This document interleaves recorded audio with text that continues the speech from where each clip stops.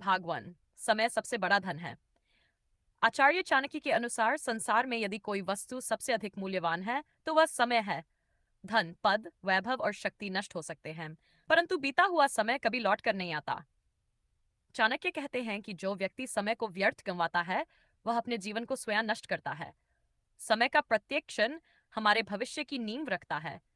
जो आज समय का सम्मान करता है वही कल सफलता का अधिकारी बनता है। समय को हल्के में लेना जीवन को हल्के में लेने के समान है। भाग 2। समय पर लिया गया निर्णय ही सफलता की कुंजी है। चाणक्य नीति में कहा गया है कि सही निर्णय भी यदि गलत समय पर लिया जाए तो वह असफल हो जाता है, और साधारण निर्णय भी यदि उचित समय पर लिया जाए तो महान परिणाम दे सकता है। समय की पहचान करना एक बुद्धिमान व्यक्ति का गुण है। जो अवसर आने पर जागता है वही आगे बढ़ता है।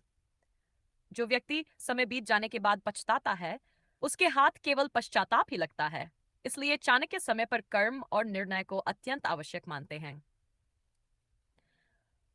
भाग 3। आलस्य समय का सबसे बड़ा शत्रु है। आचार्य चाणक्य आलस्य को मनुष्य का सबसे बड़ा दुश्मन मानते हैं। आलसी व्यक्ति समय को नष्ट करता है और समय उसे।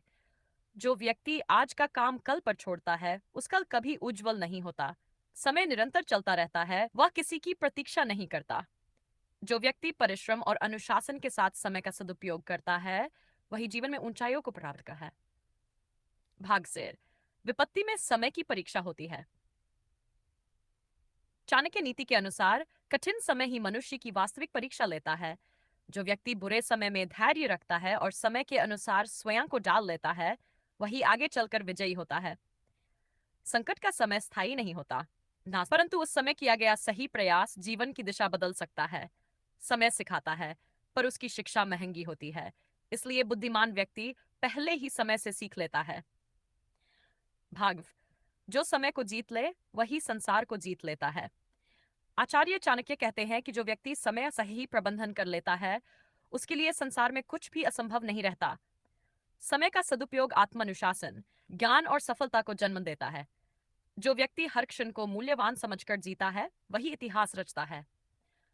अंततः चाणक्य नीति यही सिखाती है कि समय किसी का दास नहीं बल्कि स्वामी है, और जो उसका सम्मान करता है समय उसी को सम्मान देता है।